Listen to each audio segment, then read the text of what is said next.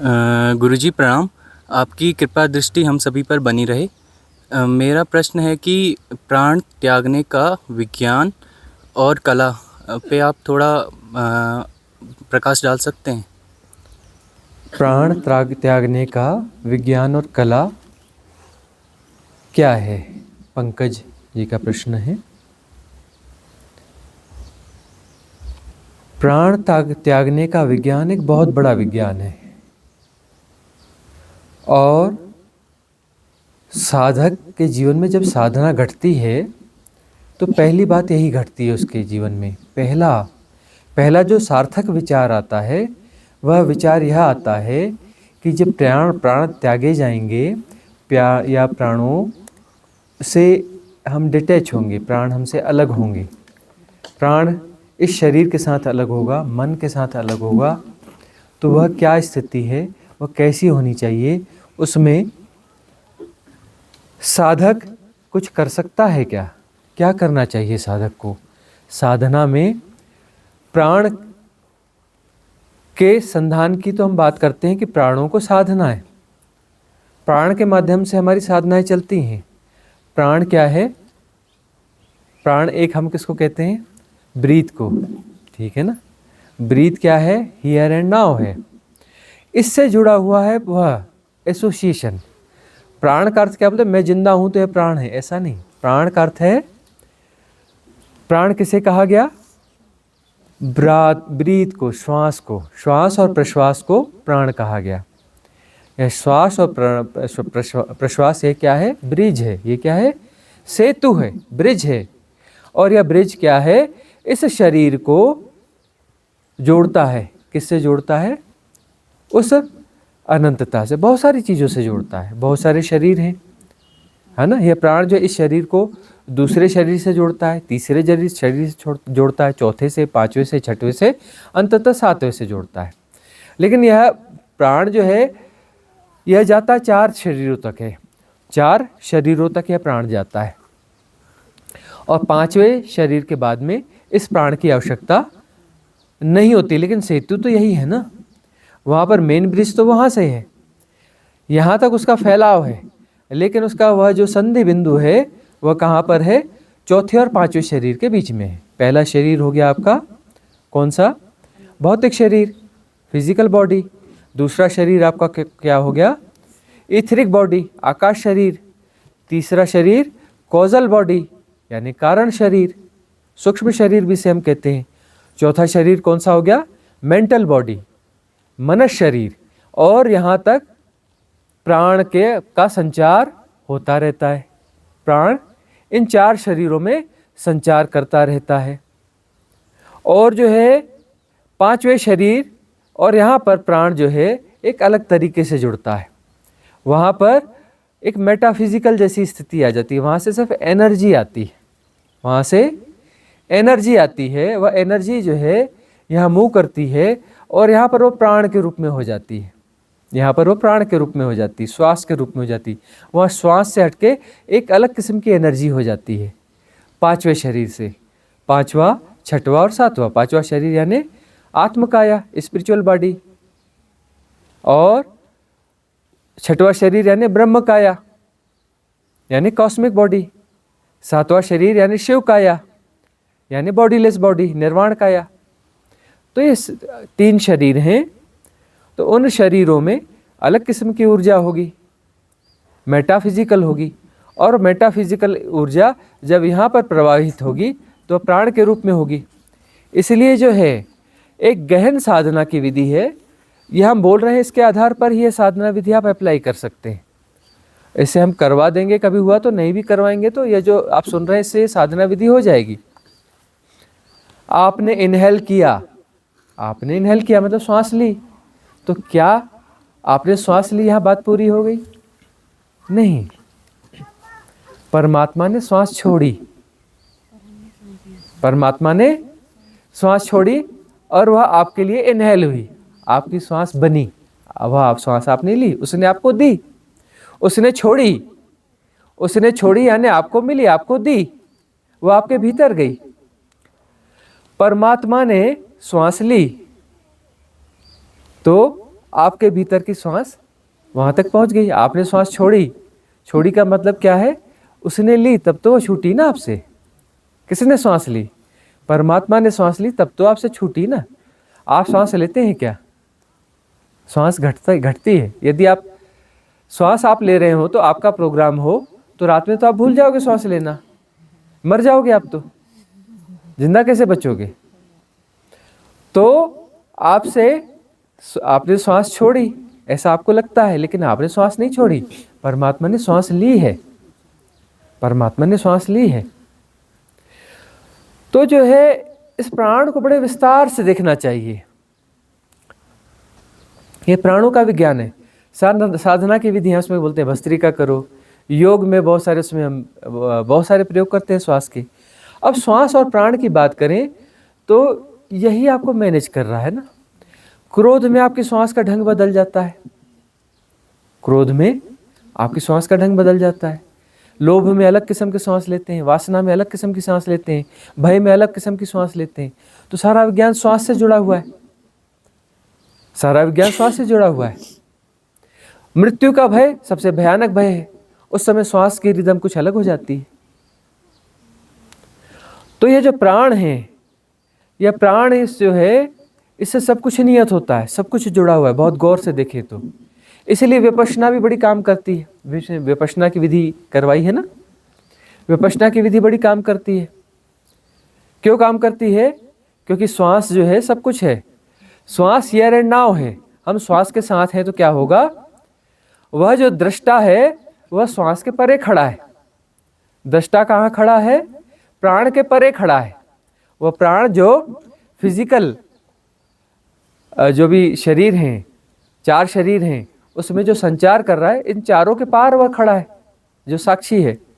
तो हम श्वास के साथ जब होते हैं तो यह सेतु है, एक तरफ यह एक तरफ वह। तो श्वास को हम देखते हैं तो हियर एंड नाउ हो जाते हैं। तो हियर एंड नाउ में हम जो है वह देख पाते हैं। क्या देख पाते हैं? जो विजिबल है। विजिबल क्या है? ये 4 शरीर विजिबल है, बाकी तो विजिबल नहीं है, मेटाफिजिकल है। यह विजिबल है,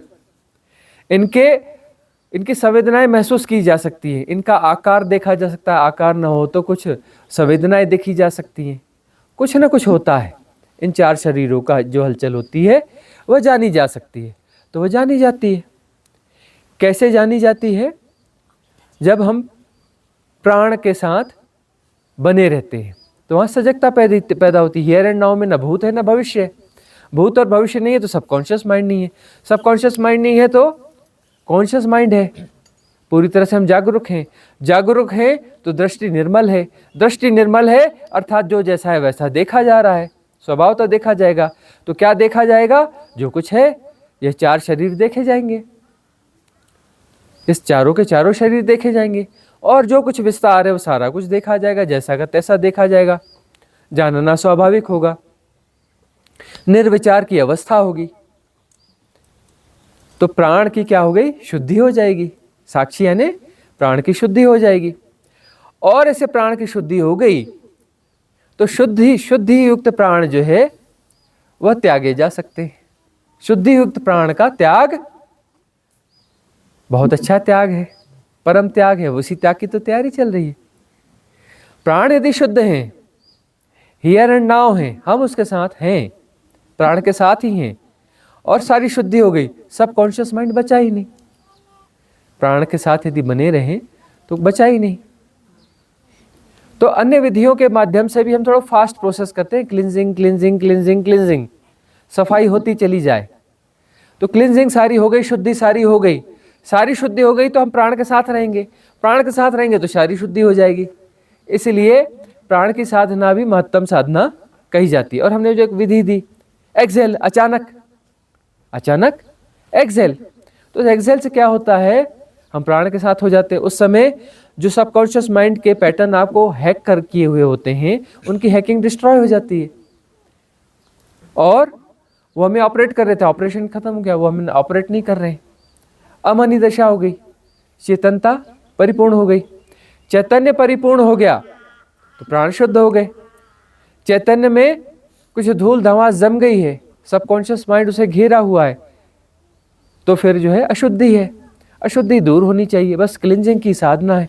क्लिंजिंग परिपूर्ण हो गई तो प्राण शुद्ध हो गए, और ऐसे प्राण जो है त्यागने योग्य हैं। निर्वाण क्या है? उस परिशुद्ध अवस्था को महसूस कर लेना। महापरिनिर्वाण दोबारा शब्द देना पड़ा, किसको देना पड़ा? भगवान बुद्ध को, काफी सालों के बाद देना पड़ा। निर्वाण शब्द के बाद में महापरिनिर्वाण शब्द देना पड़ा।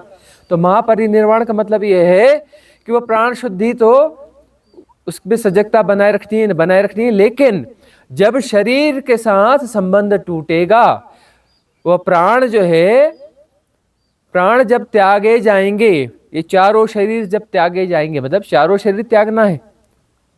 क्या होता है? एक शरीर त्याग दिया, बाकी बच गए। ज्यादा ज्यादा किसी ने 2 शरीर त्यागे, बाकी बच गए। अब बच गए तो वो ऊपर वाले जो 1-2 लेयर हट गई है उसको वापस गेन कर लेंगे, फिर कहीं गर्भ में जाके पकड़ लेंगे, अरे भाई ये कपड़ा खराब हो गया, इसको फेंको, वो दूसरा अच्छा दिख रहा है, हाँ इसको पकड़ लो, ये नया है। नया कपड़ा ले लेगा, वह नया कपड़ा ले लेगा ना। तो अब जो है शुद्ध प्राण है, तो शुद्ध प्राण जब सजगता पूर्वक त्यागे जाएंगे, जब वह संबंध विच्छेद होगा, तो पहला शरीर भी त्यागा जाएगा।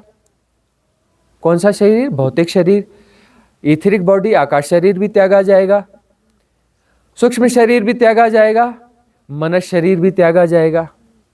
इस चारों शरीर यदि त्याग दिए गए तो शुद्धि हो गई। कितनी शुद्धि हो गई? बहुत शुद्धि हो गई।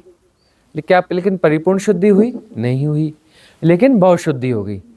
इतनी शुद्धि हो गई तो उच्च लोक के देवता हो जाओगे, वहां पर फ्री विल रहेगी, चाहे तो एक जन्म ले लो और चाहे तो अनागामी हो जाओ। इस नीचे के तल पे जन्म लेने की जरूरत नहीं है। प्राणों की शुद्धि और हो, उसके बाद अलग किस्म के प्राण हैं। ये प्राण तो हो गए स्थूल प्राण, उसके बाद भी तो कोई ब्रीद है ना, उसके बाद भी ब्रीद यानी कोई एक रिदम है जो आत्मा की है, उसके बाद भी कुछ एक सेपरेशन है। तो यदि और सजगता है तो वह 5वां शरीर भी त्याग दिया जाएगा। 6वां शरीर, परमात्मिक शरीर, ब्रह्म काया, वह भी त्याग दी जाएगी, और परम शून्य की अवस्था हो जाएगी, शिव काया तक हो जाएंगे। तो प्राण त्यागने की कला ही तो साधना है। कैसे सजगता पूर्वक प्राण त्यागे जाएं और परिशुद्ध अवस्था में प्राण त्यागे जाएं। यदि परिशुद्ध अवस्था में प्राण त्यागे जाएंगे तो उसके बाद में कोई आवागमन नहीं है। सारी साधना तो इतनी है ना, इतनी तो साधना है कि परिशुद्ध अवस्था में प्राण त्याग दी जाए, पूरी परिशुद्धि हो और कुछ ना हो, कोई द्वंद्व ना हो, कोई द्वैत ना हो, कोई सबकॉन्शियस माइंड का पैटर्न ना हो जो ये बताता है कि ये अलग है, ये अलग है, कैसा होना चाहिए वैसा होना चाहिए। वो कुछ भी नहीं चाहता, कोई चाह नहीं बची कि मैं बच जाऊं, कि ऐसा हो कि वैसा हो। सब सबकॉन्शियस माइंड के पैटर्न है ना। तो सारे पैटर्न जो है डिसॉल्व हो जाएंगे, परिशुद्धि हो जाएगी, तो प्राण जो है परिपूर्ण त्यागे जाएंगे। परिपूर्ण प्राण जब त्यागे जाएंगे तो वही परम मुक्ति है, वही परम मुक्ति, और सारी कला उसी की है। अपनी संवेदनाओं का विकास करें, अपनी प्रज्ञा का विकास करें, ताकि यह बात भीतर उतर सके, बार बार नीचे जाके ना उलझ जाए छोटी छोटी बातों में। छोटी बातों में उलझ जाएंगे तो फिर यह जो है इस कला को कैसे सीख पाएंगे, प्राण त्यागने की परम कला। फिर लौट लौट के हम वो छोटे छोटे दायरों में फंस जाते हैं, छोटे छोटे मैट्रिक्स फिर गढ़ लेते हैं। तो प्राण त्यागने की ये परम कला को कब सीखेंगे? और प्राण जो है त्यागने की परम कला के लिए परम जागरूकता, परम सजगता, परम सहजता की जरूरत है। क्षण क्षण जाग के जीना पड़ेगा, इस प्राण को जानते रहना पड़ेगा, यह प्राण कैसे चल रहा है। कुछ भी क्रोध आया, बेचैनी आई, कुछ भी पागलपन आया, भय आया, तुरंत प्राण पे आ जाओ। क्या हो गया प्राण? अचानक एक्सेल करने से क्या हो जाएगा? वह असहजता, वह पैटर्न डिसॉल्व हो जाएगा, सहजता में आ जाएंगे, प्राण सहज हो जाएगा, प्राण के साथ हम हो जाएंगे। प्राण के साथ सहजता बनी रहे, सजगता बनी रहे, संयोग बना रहे। तो त्याग जो है, प्राण त्यागने के लिए ऐसा नहीं है कि अंत में जाके हम ऐसा कर लेंगे, बिल्कुल नहीं होता। क्षण क्षण जागरूकता जरूरी है। हर क्षण जो है प्राण के साथ सजगता बनाए रखनी पड़ेगी, ताकि जब प्राण का त्याग हो तो सजगता में हो, परिशुद्धि में हो, सहजता में हो। असहजता से जो प्राण त्यागे जाएंगे तो फिर अशुद्धि हो गई, वापस आवागमन, फिर से जन्म होगा, फिर स्कूल का बस्ता उठाओगे, फिर A for apple, B for bye, फिर वही समस्याएं। अगला प्रश्न किसी का है? हाँ, प्रणाम गुरुदेव। जैसे कि हम जानते हैं कि साधना फुल टाइम होती है, तो उसमें जो है अभी हम लोग 1 घंटा साधना किए, फिर इसके बाद जो है अभिनय कर रहे होते हैं। तो उस अभिनय में फिजिकली काम कर रहे होते हैं, तो देखना हो रहा होता है कि चीज़ें हो रही है। बट सबसे ज़्यादा एसोसिएशन तब होता है जब बातचीत करते हैं। बातचीत करते समय ऐसा होता है कि चीज़ें में अहंकार की तृप्ति होती है, हमसे बोला गया। कई बार ऐसा होता है जैसे जिस चीज़ पे नहीं बोलना चाहिए उस पर भी ऑटोमेटिकली रिएक्शन हो जाता है, और अंदर से पता भी चलता है कि ये चीज़ नहीं बोलनी चाहिए, अब तो बोल दिया।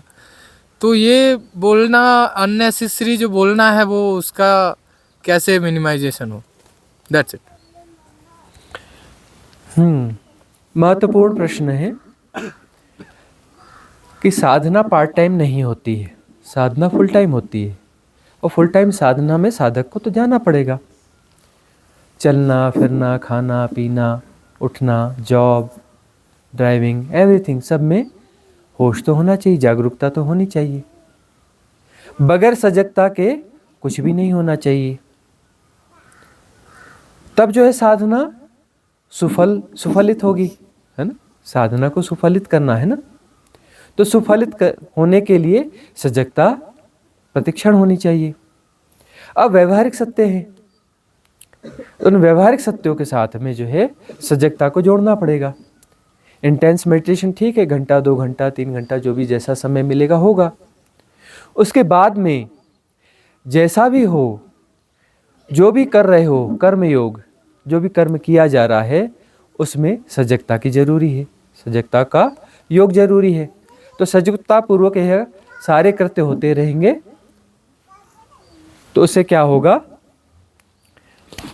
उससे जो है ध्यान फैलता चला जाएगा, पूरे जीवन पे फैलता चला जाएगा।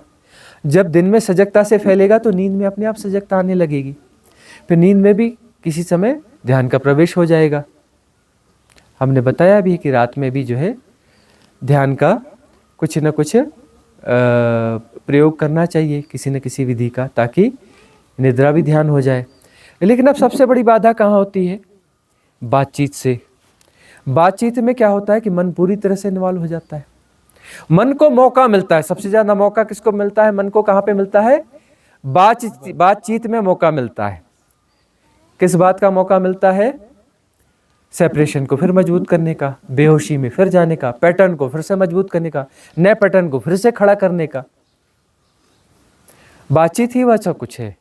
इसलिए साधक को अल्पभाषी होना चाहिए, व्यर्थ संभाषण नहीं करना चाहिए, क्योंकि व्यर्थ संभाषण से क्या होगा कि साधक जो है उसने इतनी मेहनत की, अपनी मेहनत पर किए पर फिर पानी फेर देगा, है ना।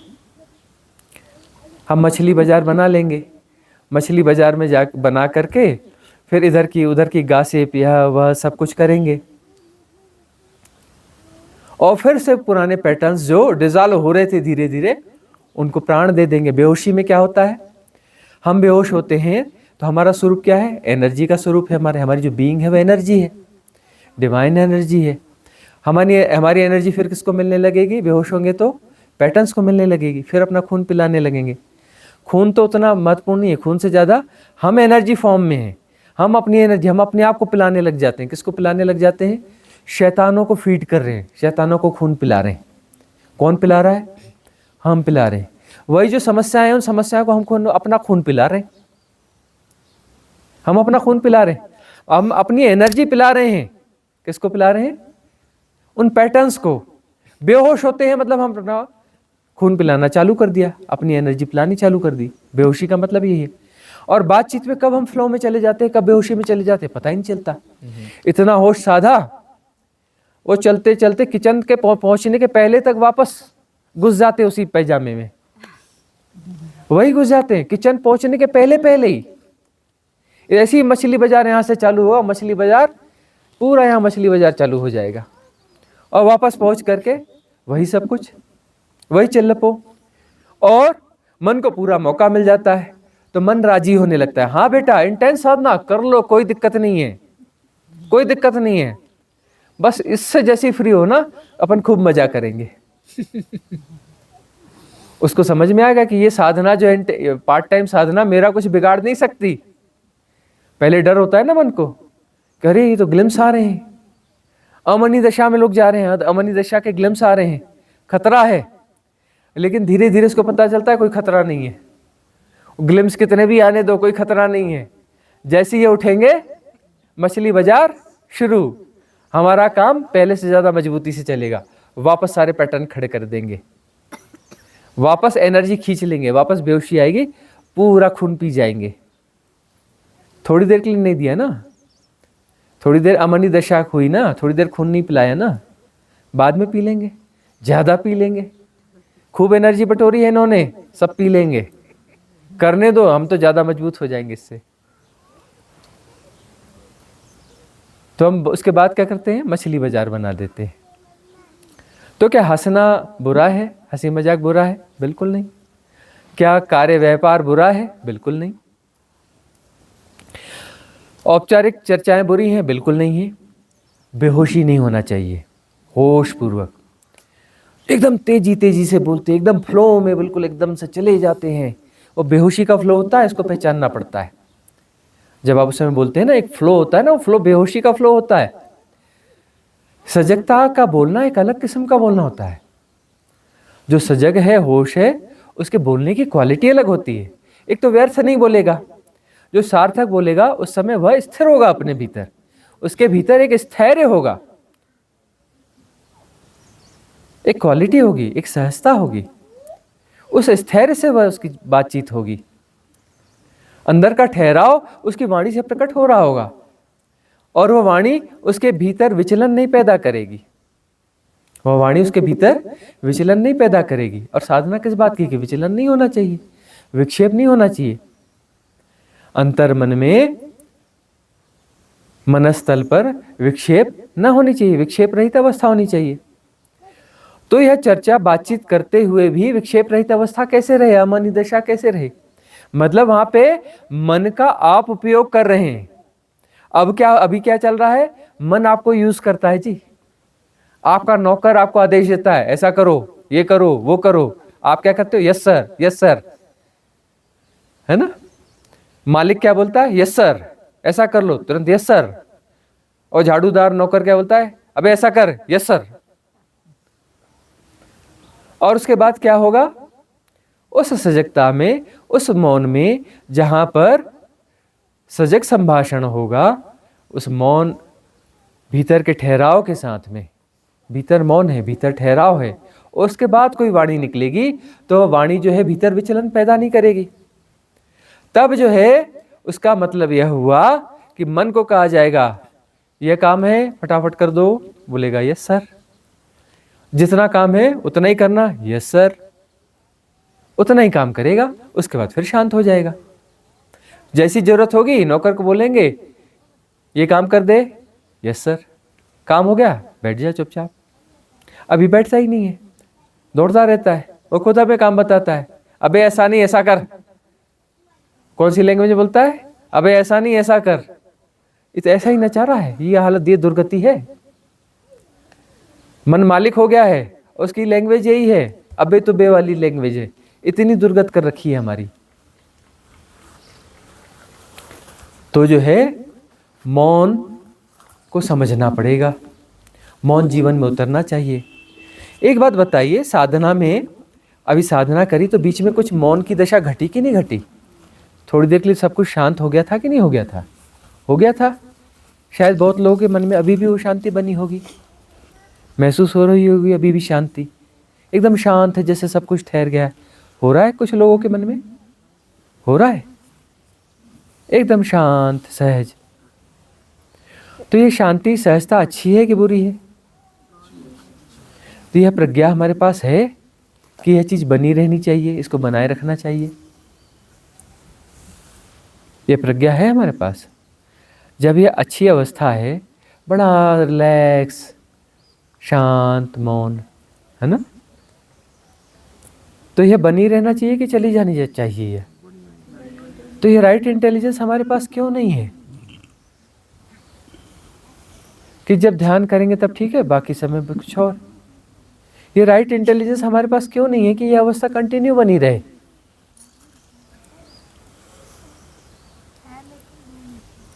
हो नहीं पाता। तो अब यह ग्रेजुअली होगा। कैसे होगा? यदि हम इसको बनाए रखने की कोशिश करें, है ना। जहाँ से हम इस पत्थर ना फेंकेंगे तो तरंगे नहीं उठेंगी।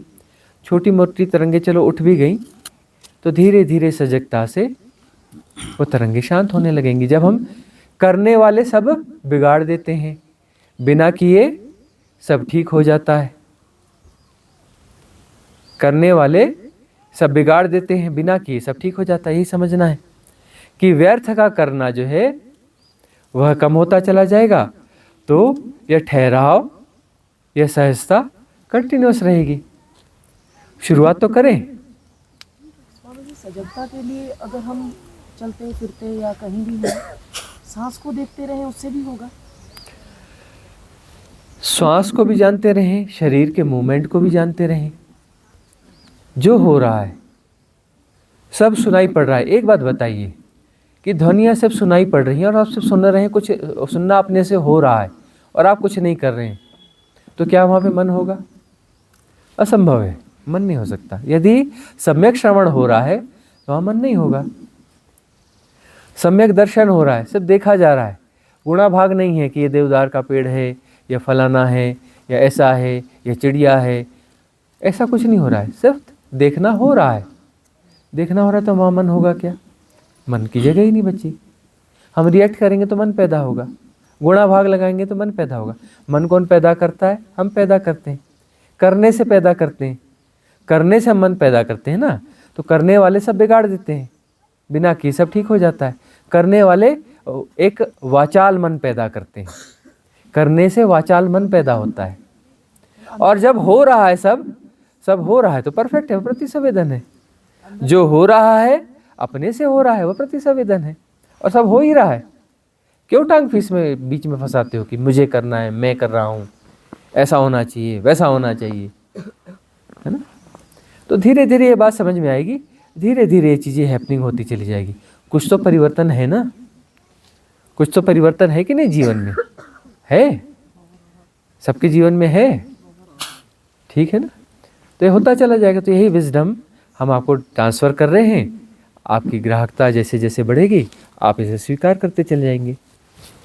अगला प्रश्न आपका है ना मुकेश जी? जी गुरुदेव प्रणाम। गुरुदेव, जैसे इससे पहले एक प्रश्न था प्राणों से रिलेटेड, तो जो तिब्बत में बारदो की प्रथा है, तो वो क्या कमज़ोर साधकों के लिए इस्तेमाल किया जाता है, और क्या वाकई में वो क्रिया जो है पुनर्जन्म में, अगले जन्म में गर्भधारण चूज़ करने में सपोर्ट करती है? थोड़ा सा उसके बारे में प्रकाश डालिएगा। बारदो ध्यान के बारे में जो तिब्बत में चलता रहा है। तो बारदो ध्यान का अर्थ यह होता है, जो मरता हुआ व्यक्ति रहता है उसे यह ध्यान, उस ध्यान की विधि को दिया जाता है। किसे दिया जाता है? मरते हुए व्यक्ति को, जो शरीर छोड़ रहा है। और मरता हुआ व्यक्ति मतलब हमारी परिभाषा है, हमारे शब्द है, मरता हुआ। एक्चुअली उसके साथ क्या घट रहा है उसके बारे में हमें पता है नहीं, है ना। और उसके साथ जो घट रहा है बहुधा उसे भी पता नहीं होता, क्योंकि तो दर्द के मारे बेहोश हो जाता है। उसे भी लगता है कि मैं मर रहा हूँ। हिप्नोटिज्म बहुत भयंकर है। दुनिया बताती है कि लोग मर जाते हैं, वो देखो मर गया, वो अपना जा रहा है। अरे भाई कैसे बोलोगे कि वो मर गया? क्या हुआ उसके साथ में, है ना।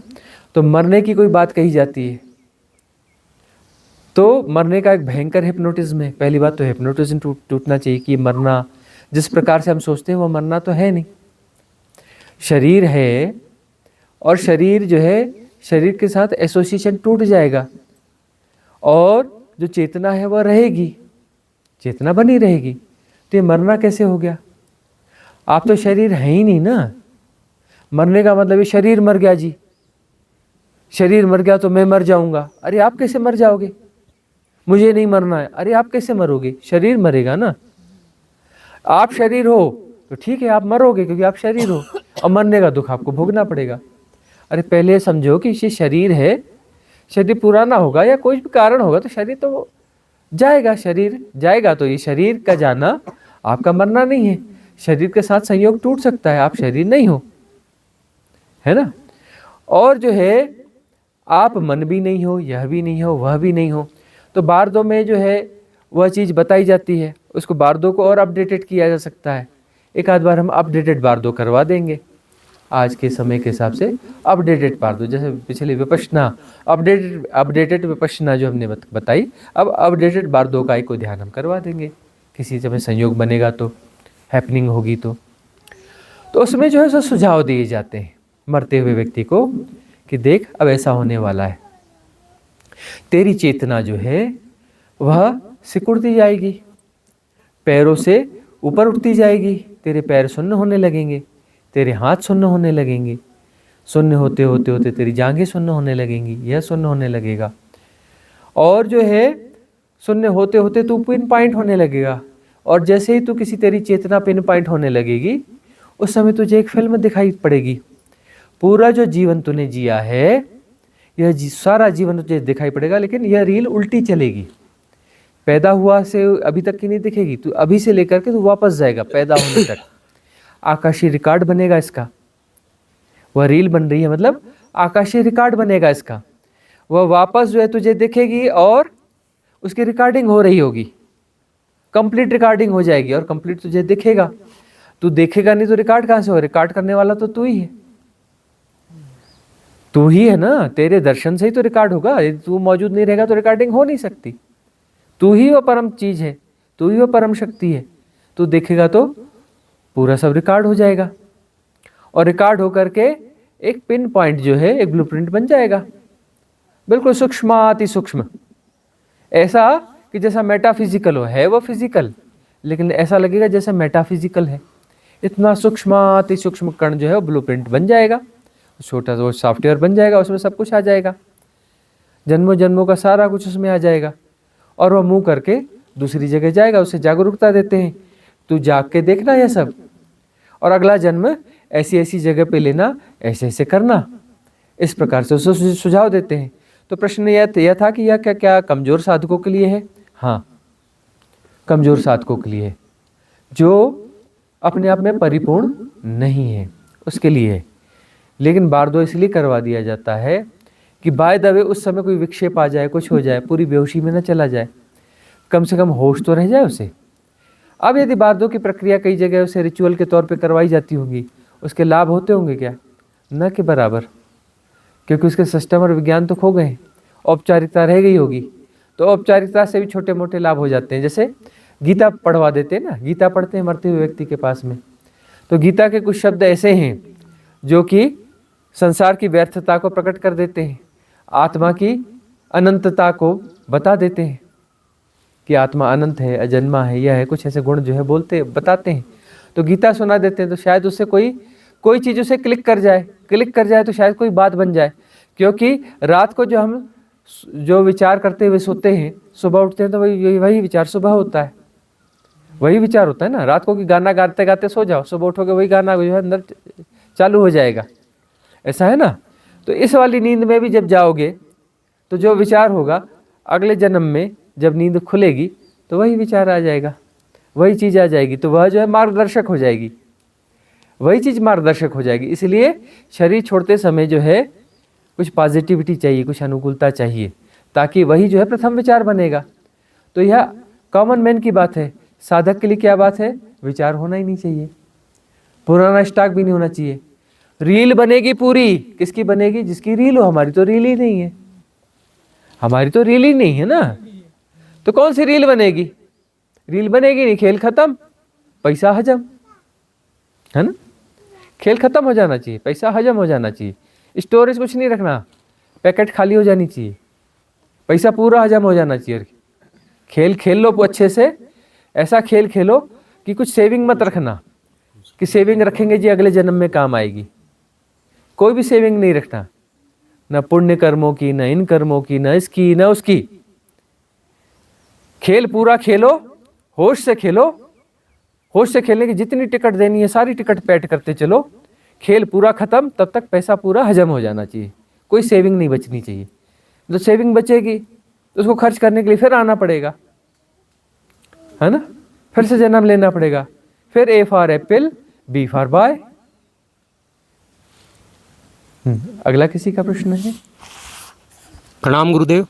हाँ अगला में प्रश्न है मेरा इसी शरीर त्यागने के ऊपर ही है। हाँ गुरुदेव, पहली तो एक भ्रांति है, हालांकि ये अभी के समय के लिए जो हमारी साधना की स्टेज है उसके लिए प्रासंगिक नहीं है, फिर भी मन में सवाल उठा है तो मैं पूछ रहा हूँ कि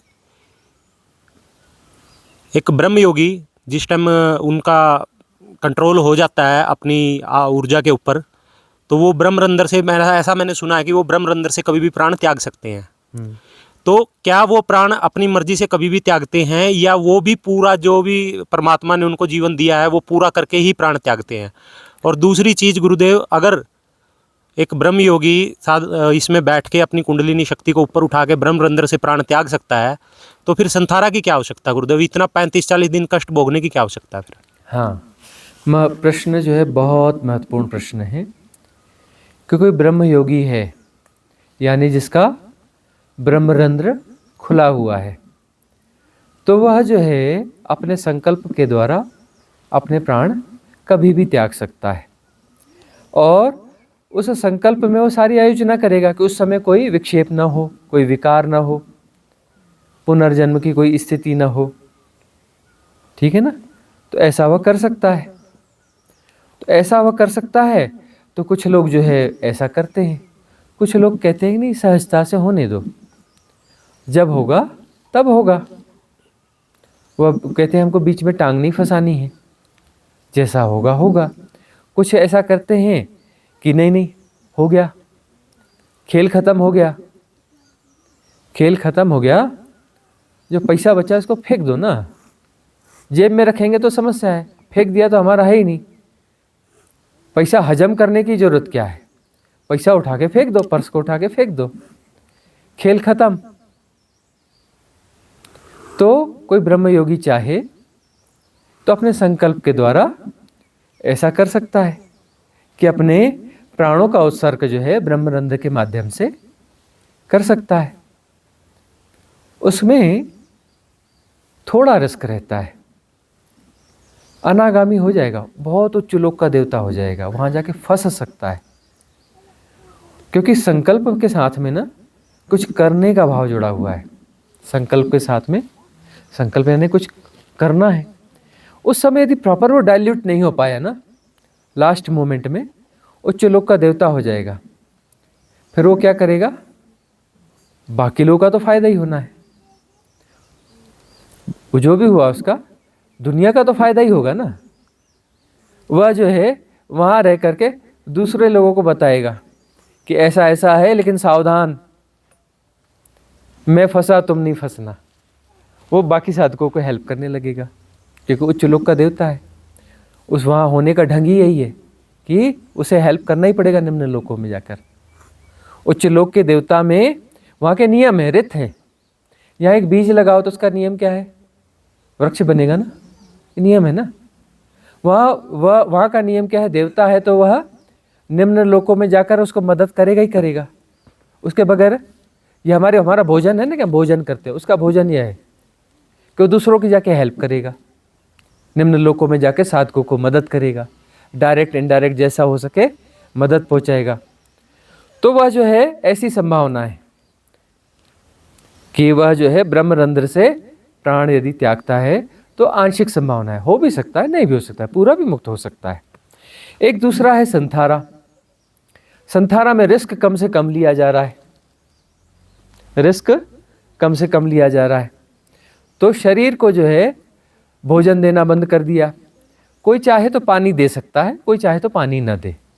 संथारा ऐसी भी हो सकती है कि भाई हम भोजन नहीं पाएंगे लेकिन पानी पीते रहेंगे, पानी पीते रहेंगे। और एकमात्र क्या होगा? साधना, एकांत में रहेंगे, साधना में रहेंगे, ध्यान साधना, 24 घंटे अवेयरनेस, उसी की साधना को परिपूर्ण तरीके से करते जाएंगे। अब साधना पूरे जीवन में ही आई है, वह साधना पूरी तरह से फलित करने का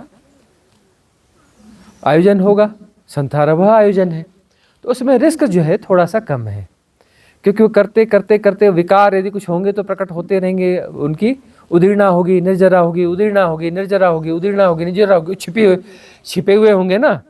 तो अंत समय में लंबा समय रहे, इस टाइम स्पान बड़ा होगा, बड़े टाइम स्पान में एकांत में जी रहे हैं और जो है भोजन नहीं लिया जा रहा है, तो शरीर धीरे धीरे कृश हो रहा है, किसी से मिल नहीं रहे, तो वहाँ पर जो भी अपना बचे हुए संस्कार है उनकी यदि होंगे तो उदीर्णा हो जाएगी।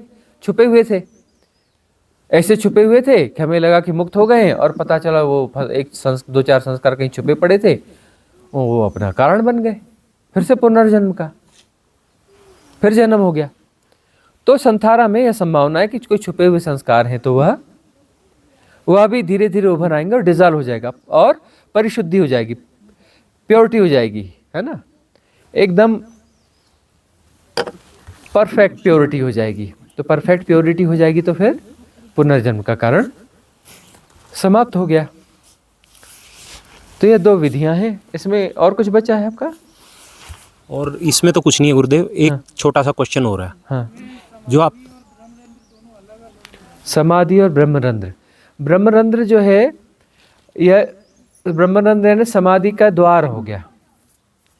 ब्रह्मरंध्र खुल गया, रंध्र है वो तो छेद है, वह खुल गया तो सहज समाधि हो गई। ब्रह्मरंध्र तो एक बार खुल गया, ने खुल गया, एक्टिवेट हो गया, ने हो गया, दरवाजा खुल गया, ब्रह्मरंध्र का खेल खत्म हो गया, मतलब दरवाजा खुला हुआ है, बंद नहीं है।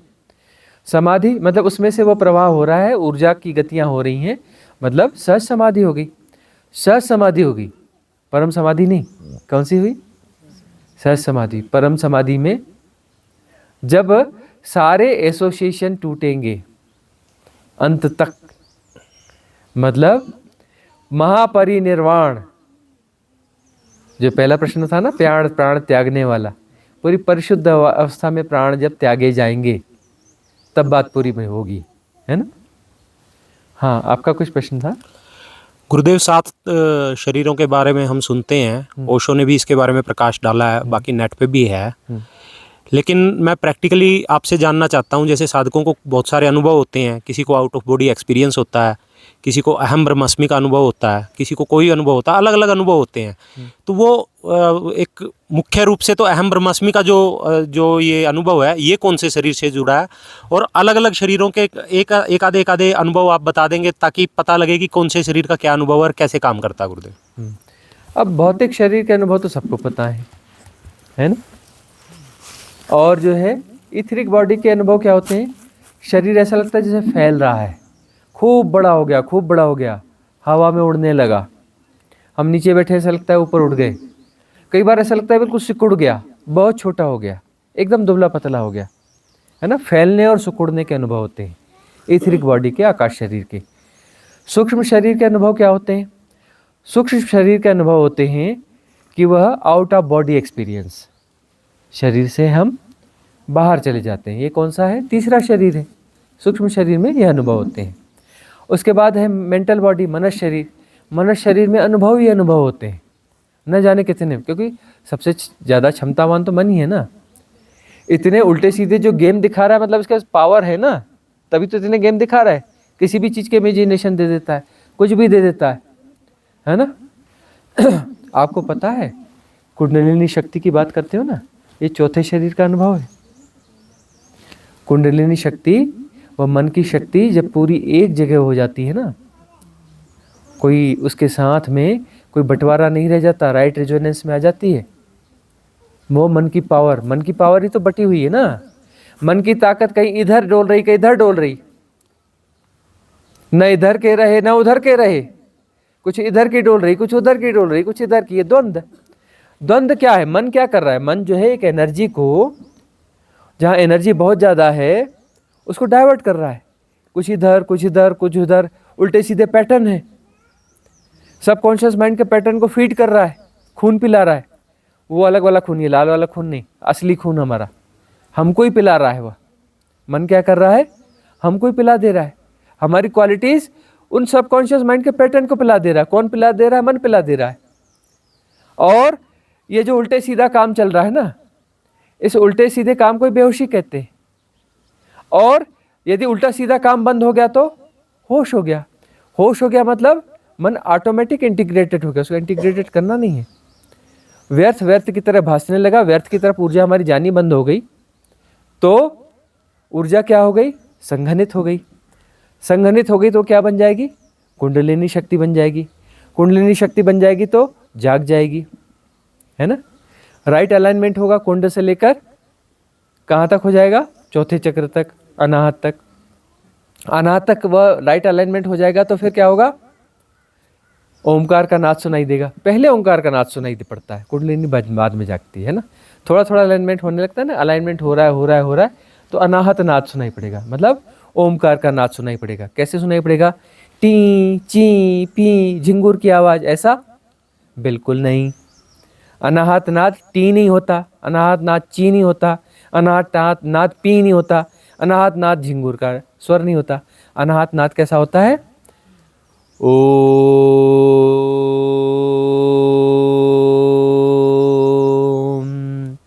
कोई नहीं बोल रहा है। अनाहत मतलब कोई बोल नहीं रहा है और आपको सुनाई पड़ेगा। कौन सा नाद है? जो कभी बंद ही नहीं हुआ, शाश्वत है, सदा से है। जितना पुराना ईश्वर है, जितना पुरानी कायनात है, उतना पुराना है। कितना पुराना? पुराना बोलने से क्या होता है कि कहीं से कहीं शुरू हुआ होगा, भ्रम पैदा हो जाते हैं ना। भाषा बड़ी कमजोर है। सदा से है, शाश्वत है। ऐसा हुआ ही नहीं कि कभी नहीं था और कभी वो पैदा हुआ। अजन्मा है, निर्गुण है, निराकार है ना। तो ऐसे गुण वाले अलग अलग नहीं हो सकते। शिव अलग हैं और अनाहत नाद अलग है, ऐसा नहीं। वो पराशिव जो है उसके होने का ढंग है अनाहत नाद, उसके होने का ढंग है त्रिवेद शक्तियाँ, उसके होने का ढंग है आदि शक्ति, उसके होने का ढंग है संसार।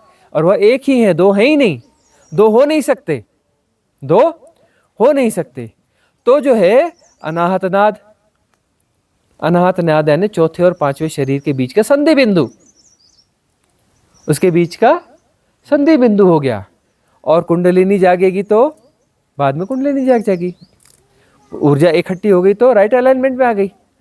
फिर वो 1 2 3 4 की गिनती पे क्यों रुकेगी? वो 5 6 7, जय सिया राम, 10वां द्वार खोल देगी। 7 की गिनती के बाद 10वां द्वार खुल जाता है। गिनती 7 होती है, द्वार 10वां खुलता है। कौन सा? ब्रह्मरंध्र। ब्रह्मरंध्र खुल जाएगा और ब्रह्मरंध्र खुल जाएगा तो फिर असीम ऊर्जा मिलेगी। और यदि पूरी शुद्धियां हैं, उसके पहले 7 चक्रों की शुद्धियां प्रॉपर हो चुकी हैं, सबकॉन्शियस माइंड क्लीन हो चुका है, तो उसके साथ ही क्या हो जाएगी? परम समाधि घट जाएगी। कुंडलिनी के साथ समाधिस्थ हो जाएंगे। यदि विकार बाकी हैं और कुंडलिनी जाग गई है तो ऊर्जा किसको मिल जाएगी? विकारों को मिल जाएगी। अब खजाना अचानक इतना खजाना जो है, अपना लाखों टन खजाना कहीं पे जा रहा है और गिर गया तो फिर वो तो जो भी लोग आएंगे लूट के ले जाएंगे। क्या करोगे? जिसके पास जितना बड़ा थैला है लूट के ले जाएगा? नहीं लूट के ले जाएगा। अब वो खजाना अब बिखर गया, बरस गया, कुंडलिनी शक्ति जाग गई, तो जितने विकार रहेंगे, अब ऐसी जगह आपने छोड़ा, उसकी शुद्धि करी नहीं। अरे भाई पहले चोरों को वहां से हटाना था ना। भाई खजाना किसी जगह रख रहे हो, खजाना इसी जगह रखा जाता है जहाँ पे चोर रहते हैं। सुना है कभी कि चोरों के बीच में खजाना रखा जाता है? अरे चोरों के सोए हटा के तो खजाना रखोगे ना। तो ऐसी जगह खजाना रखा जाए जहाँ शुद्धि हो। और वहाँ चोर बैठे हैं, सबकॉन्शियस माइंड के पैटर्न, वासनाएं, विकार हैं, तो ऊर्जा किसको मिल जाएगी? विकारों को मिल जाएगी। मुझे धनी बनना है, कुंडलिनी जागने के बाद वो विकार बचा था, वो व्यक्ति काम धाम व्यापार में लग जाएगा और क्या हो जाएगा? सक्सेस हो जाएगा, क्योंकि एनर्जी बहुत ज़्यादा है, धनी बन जाएगा। यदि उसके मन में आया कि मैंने क्या बनना है? नेता बनना है। इसके पहले वो पार्षद का चुनाव लड़ा था, हार गया था, अब उसको एनर्जी आ गई, अब उसको एमएलए का चुनाव दे दो, जीत के बता देगा। एनर्जी आ गई, इतनी थकना है नहीं उसे, इंटेलिजेंस उसमें इनबिल्ट है, कुंडलिनी शक्ति के जागरण में एक इंटेलिजेंस इनबिल्ट है, उसमें इंटेलिजेंस भी आ जाएगी। पहले बकवास भाषण देता था, वह एकदम शानदार भाषण देने लगेगा, बन जाएगा नेता। विधायक बन के तुरंत उसको मंत्री बनाना पड़ेगा, उसकी एनर्जी को देखकर। है मंत्री बनाओ यार, नहीं तो ये गड़बड़ कर देगा, खूब एनर्जी वाला है ना। कुंडलिनी जाग गई और उसने, यदि उसके विकार बाकी हैं तो वो मंत्री बन के बनेगा, मरेगा, परमात्मा बन के नहीं मरेगा। वो परमात्मा नहीं हो सकता। उसने चुन लिया कि मैंने परमात्मा नहीं होना है। परमात्मा से बड़ा पद क्या होता है? मंत्री, फलाने गवर्नमेंट का मंत्री, वो परमात्मा से बड़ा पद होता है। हमें परमात्मा नहीं होना है, हमें मंत्री होना है। या कोई बोलेगा धनी बनना है, तो बोलेगा कौन सा धन? कि पूरी कायनात या सृष्टि में हूँ, यह नहीं चाहिए। सब कुछ मेरे भीतर है, यह नहीं चाहिए। मुझे क्या चाहिए? बैंक में 100 करोड़ रुपया चाहिए। क्या है? बैंक में 100 करोड़ रुपया चाहिए। तो 100 करोड़ के पीछे जाएगा। वह चीज़ छूट गई कि वो परमात्मा था, सब कुछ उसका था, सारी सृष्टि उसकी, सारा सृजन उसका था। तो कुंडलिनी जागरण में शुद्धि की बड़ी ज़रूरत है। तो पहले शुद्धियाँ होनी चाहिए, और शुद्धि नहीं है, मन में बहुत सारे पागलपन भरे पड़े हुए हैं, तो उन पागलपन को कुंडलिनी की वह शक्ति मिल जाएगी। तो क्लिनजिंग बहुत ज़रूरी है। इसलिए हम कितनी ज़्यादातर विधियाँ कौन सी देते हैं? क्लिनजिंग की विधियाँ। क्या कहते हैं? रोज क्लिनजिंग की विधि अप्लाई करो, रोज रोज, एवरी डे। क्यों? क्योंकि स्वच्छता बहुत ज़रूरी है। ये गंदगी बची रहेगी तो ये गंदगी क्या करेगी? जब कुंडलिनी का जागरण होगा तो वो ऊर्जा जो है पी जाएगी, है ना।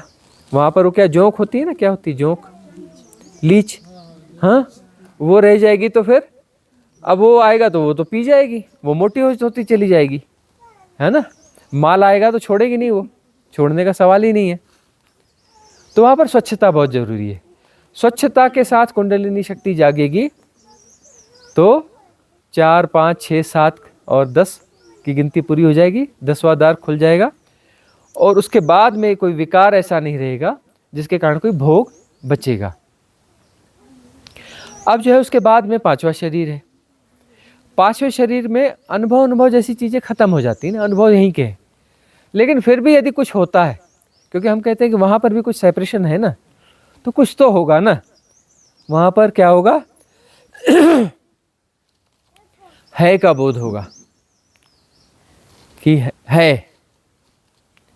हूँ का, मैं मिट गया, हूँ मिट गया, सॉरी मैं मिटेगा, हूँ का बोध रहेगा। हाँ, वहाँ हूँ का बोध रहेगा। हूँ, मैं हूँ जैसा नहीं, लेकिन हूँ, होने का बोध रहेगा। आत्मकाया में, आत्मकाया में होने का हूँ तो सेपरेशन है ना। हम कहते हैं कि आत्मा भी डिजॉल्व होनी चाहिए। क्यों डिजॉल्व होनी चाहिए? सेपरेशन है ना भाई।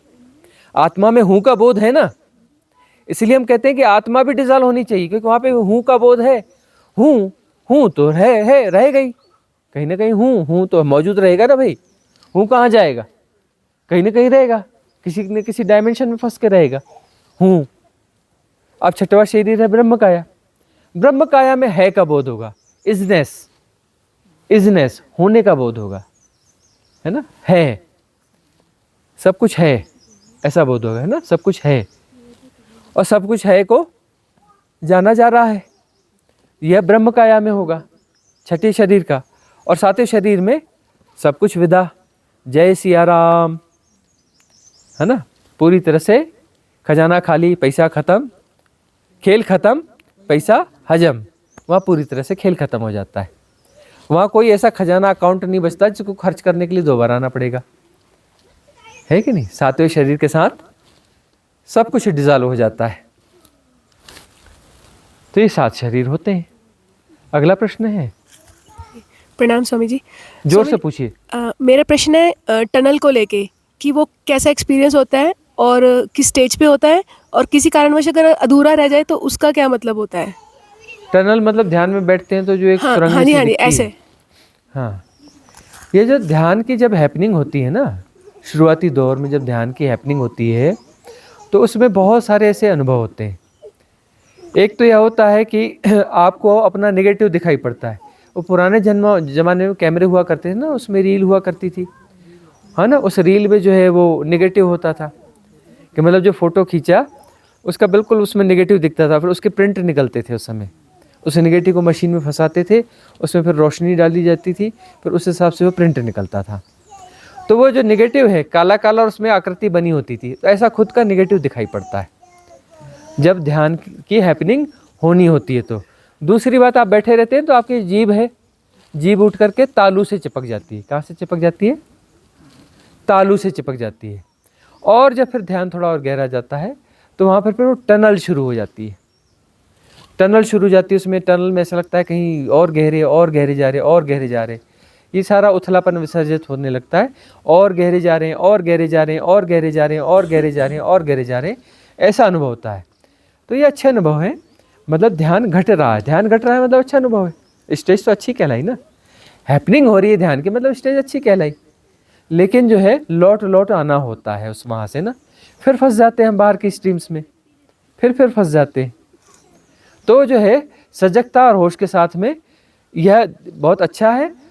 पूरे जीवन को ध्यान में होना चाहिए, पूरे जीवन में सजगता होनी चाहिए। बेहोशी कहाँ पकड़ती है ना, बड़ा अवेयर होना चाहिए। प्रभात जी ने प्रश्न किया ना, बात जीत करके हम वापस जो है उस जाल में अपने आप को फिर से फंसा लेते हैं, वापस फंसा लेते हैं। वही गपशप, वही बातचीत, वही पैटर्न वापस के वापस आ गए। अरे भाई, साधना करने के बाद वही आदमी कैसे वापस जा रहा है? वही आदमी तो नहीं बना था ना, कुछ हो गया था ना। लेकिन छलांग मार करके इतनी यात्रा करी और छलांग मार करके वापस वहीं पहुंच जाते हैं। पहाड़ पे थोड़ा सा चढ़े थे, वहाँ से छलांग मारी, वहाँ पे फिर वापस आ गए। अगली बार ध्यान करेंगे, फिर चढ़ेंगे, फिर वहाँ से छलांग मार के फिर नीचे आ जाएंगे। तो इसको जो है, जो ये ऊंचाई मिली है साधना के बाद में, इसको संभाला जाए, सहेजा जाए, इसको सहेजा जाए ना, जीवन में फैलाया जाए। साधना जीवन में फैलनी चाहिए, सजगता जीवन में फैलनी चाहिए। यह हल्कापन, रिलैक्सपन बुरा लग रहा है आपको? अभी कुछ हल्कापन लग रहा है या नहीं लग रहा है आपको? आप अपने घरों में रहते हैं, जॉब में रहते हैं, वहाँ भारी रहता है कि हल्का रहता है? यहाँ से ज़्यादा अच्छा रहता है कि यहाँ ज़्यादा अच्छा है? अच्छा, अभी जो आप वहाँ थे सुबह से, उस समय उससे ये अच्छा है कि वो अच्छा है? ये अच्छा है ना, कुछ हल्कापन है ना, कुछ रिलैक्सनेस है ना। तो इसको संभाल के रखो ना। ये वापस इसके क्यों पतन हो रहा है वहाँ से? यहाँ से पतन क्यों होना चाहिए भाई? जो स्वाद आपको मिला अभी, इसका पतन क्यों होना चाहिए? यहाँ से ऊपर उठे ना, ये स्वाद मिला, फिर अपना वो उस स्टेज पे पहुँच गए। अब यहाँ से गिरना क्यों होना चाहिए? क्यों गिर जाते हो बार बार? होश रखो ना साधको, साधक किस बात के हो? फिर क्यों गिर जाते हो बार बार? सावधान, सजग। साधक हर क्षण जागता है, याद रखना, हर क्षण सजगता चाहिए। उठ के क्यों गिर जाते हो? सजग रहो, सजग रहो, इस सजगता को प्रगाढ़ करते रहो। तो उससे क्या होगा? इस सजगता के साथ में सारी चर्या, सारी दिनचर्या, सब कुछ जो है साधनामय हो जाएगा, ध्यानमय हो जाएगा। यह प्योरिटी और ग्रो करती चली जाएगी, यह अच्छापन जो है, हल्कापन जो है और बढ़ता चला जाएगा। यही तो साधना है ना। तो ये सभा समाप्त की जाए कि और प्रश्न है आपका? नहीं बस। अच्छा।